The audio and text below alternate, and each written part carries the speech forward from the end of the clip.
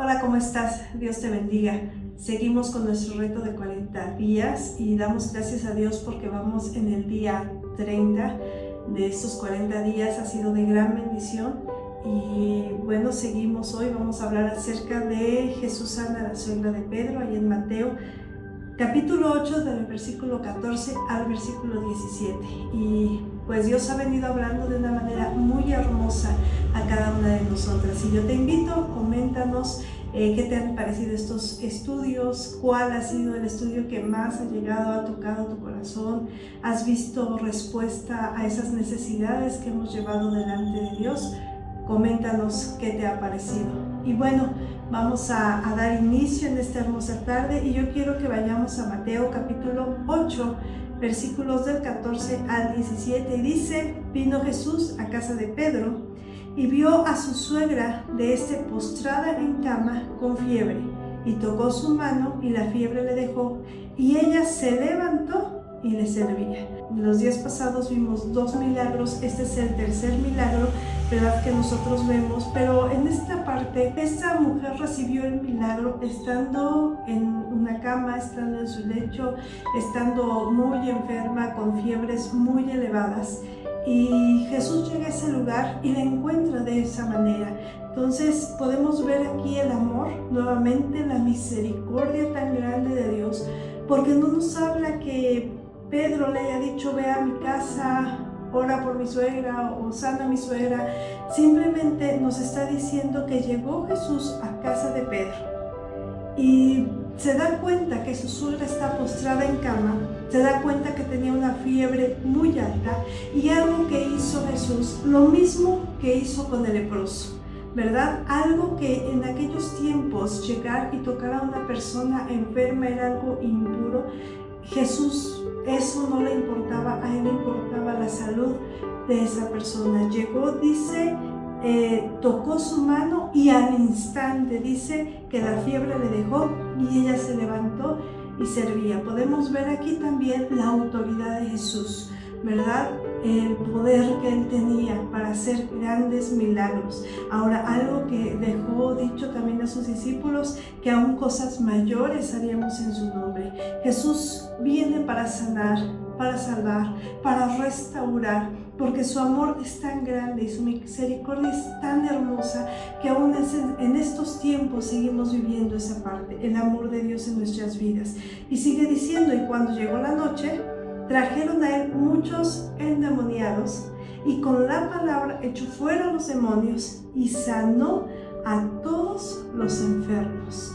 La palabra de Dios que habla en Isaías se estaba cumpliendo en ese día, porque si seguimos leyendo, dice: para que se cumpliese lo dicho por el profeta Isaías cuando dijo: él mismo tomó nuestras enfermedades y llevó nuestras dolencias. Ahí en Isaías capítulo 53 versículo 4 nos dice: ciertamente llevó él nuestras enfermedades y sufrió nuestros dolores, y nosotros la tuvimos por azotado, por herido de Dios y abatido. La palabra de Dios se estaba cumpliendo en ese día, en ese hogar. La gente había escuchado que estaba Jesús de Nazaret en ese lugar.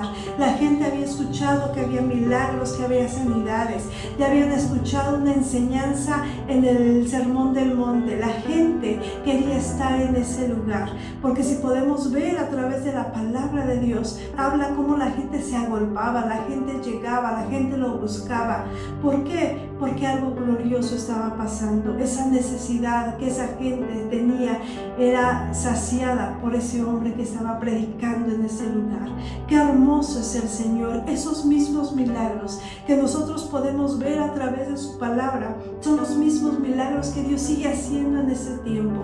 Dios quiere sanarte, pero no solamente físicamente, sino sanarte espiritualmente, sanarte emocionalmente, que tu vida pueda ser cambiada, que tu vida pueda ser transformada, porque cuando vemos esta historia, cuando vemos este milagro, viene Jesús y sana físicamente a la suegra de Pedro, pero yo también puedo ver cómo viene y transforma totalmente su vida.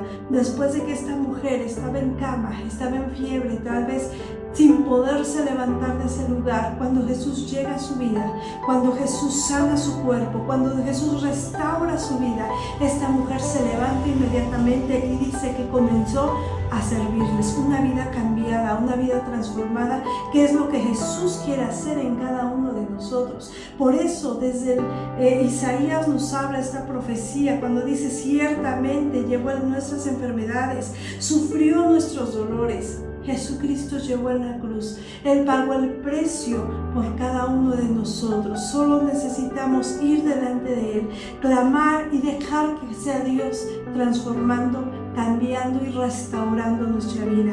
En Primera de Pedro, capítulo 2, versículo 24, vemos que dice: quien llevó Él mismo nuestros pecados en su cuerpo sobre el madero, para que nosotros, estando muertos a los pecados, vivamos a la justicia, y por cuya herida fuiste sanado. Lo podemos ver como lo habla aquí en el libro de Primera de Pedro, y nos está diciendo: nuestros pecados los llevó Jesús en la cruz, en ese madero. Estando, dice, nos está hablando para que nosotros, estando muertos a los pecados, Dios quiere cambiar y transformar nuestra vida, pero también nos pide algo muy importante: quitar el pecado. Porque si algo veíamos en la vida del leproso, es que el pecado te aparta de tus seres queridos, el pecado te roba la paz, el pecado te roba la felicidad. Ahora Jesucristo, cuando viene a nuestras vidas, Él nos limpia de todo pecado, Él no nos juzga, no nos señala, ¿verdad? Él nos perdona completamente, limpia nuestra vida para que podamos tener una vida feliz y abundante en Cristo Jesús. Allí en Filipenses, el capítulo 2, versículo 3 y 4 nos dice: nada hagáis por contienda o por vanagloria, antes bien con humildad, estimando cada uno a los demás como superiores a él mismo, no mirando cada uno por lo suyo propio, sino cada cual también por lo de nosotros. Y aquí nos está hablando acerca del servicio. Algo que hizo la suegra de Pedro es que inmediatamente se levantó y lo servía. Cuando Dios viene, transforma tu vida, cambia tu vida, te sana, te restaura, hay algo que nosotros tenemos que hacer. Ahora es servir a Dios con nuestra vida, con nuestro testimonio, hablando de todo lo maravilloso que Dios ha hecho en nuestras vidas, cómo Dios ha venido a cambiar, a transformar nuestro entorno. Tal vez antes de conocer a Cristo llevábamos una vida en angustia. Tal vez el pecado había robado nuestra felicidad. Tal vez el pecado había robado nuestra economía.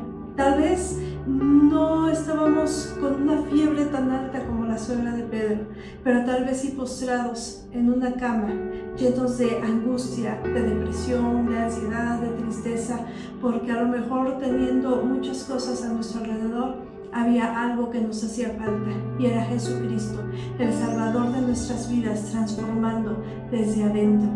Eso es lo que Jesús quiere hacer con cada uno de nosotros.